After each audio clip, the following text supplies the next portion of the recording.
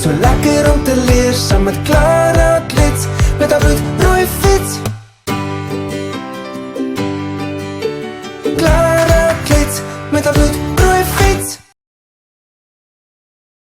Hallo maats, kom luister saam met my ons heel eerste storie in die Klara Klets storiereeks. Towerboeke vir Luan en Zander. Een dag, lang gelede, in 'n pragtige dorpie omring deur die mooiste berge, staan daar 'n boekwinkel met die naam Betowerende Bladsye. Die winkel was anders as enige ander. Dit het 'n towergeheim gehad. Elke nag, wanneer die maan hoog is en die sterre skitter, het die boeke lewendig geword.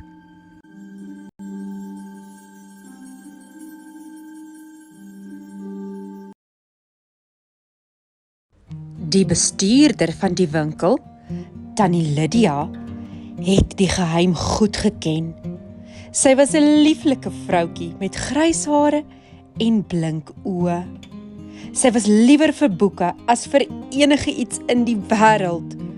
Haar geplooide hande het daagliks die boeke afgestof, as sy vir hulle sê, "Droom groot, my liefies." Een helder maanskyn aand, toe die klok middernag slaan, begin die rakke bewe. Die boeke met leeromslagte het al ruggies gewikkel en die papierbandboeke het al bladsye gewaai. Die towerboeke was gereed vir hul daaglikse avontuur. Eerste uit die rak was die nuuskierige atlas.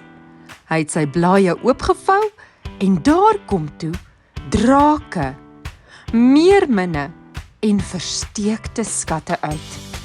Die geïnkte riviere het gevloei en die berge het geheime gefluister. "Lees my," het die boek gesê aan kinders wat die winkel besoek.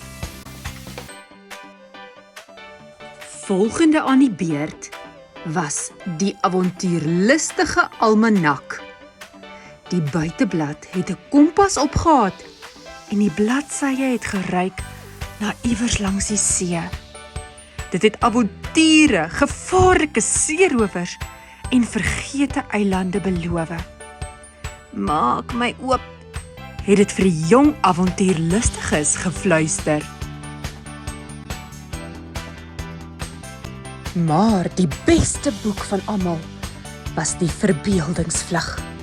Sy buiteblad was vol sterrestof en sy bladsye het spele van wonder ingehou.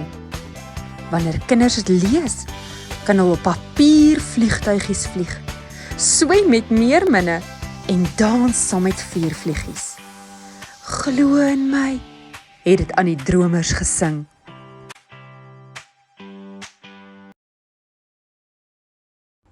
Een dag kom 'n klein seentjie, Luan, die betowerende bladsye winkel binne gestap. Sy oë rek toe hy die dansende boeke sien. Tannie Lydia lag en gee vir hom die verbeeldingsvlug. "Hierdie boek," sê sy, "hou die sleutel tot elke avontuur wat jou hart begeer." Luan het die boek geneem en het verwoed begin lees. Hy het deur stormagtige see's gevaar, op die rug van 'n komeet gery en vriende gemaak met pratende diere. Sy verbeelding het vlug gevat en sy hart het van geluk geswel. Hy keer terug na die boekwinkel met 'n vonkel in sy oë. "Tannie Lydia," sê hy, "ek was na plekke ver verby die sterre." Tannie Lydia knik. "Boeke is toegang, my skat. Toegang tot 'n wonderlike wêreld. Hulle neem jou op reise waar jou voete nie kan volg nie. Hulle leer jou empatie, braafheid en die krag van woorde. En so het Luan sy liefde vir lees met al sy maatjies gedeel. Binnekort het die hele dorp bymekaar gekom by betowerende bladsye. Hulle het saam gelees, gelag en agtergekom dat boeke brûe was wat harte saambring. Soos die jare verbygaan, het Luan 'n wyse man geword. Hy het die nuwe eienaar van betowerende bladsye geword en het beloof om met die volgende generasies die geheim te deel. En elke nag, wanneer die maan hoog was en die sterre skitter, het die boeke gefluister: droom groot liefies. En so, liewe kinders, onthou dit. Lees is nie net oor woorde op papier nie. Dis om woorde te ontsyfer, jou verbeelding vlug te gee en wondering te vermag. So tel 'n boek op, draai sy blaaie en laat jou hart vlug neem.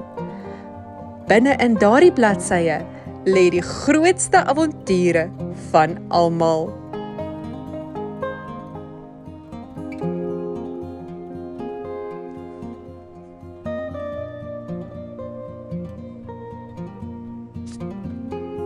Ek het nooit geweet, dis so lekker om te leer saam met Klara Klets met haar bloedrooi fiets.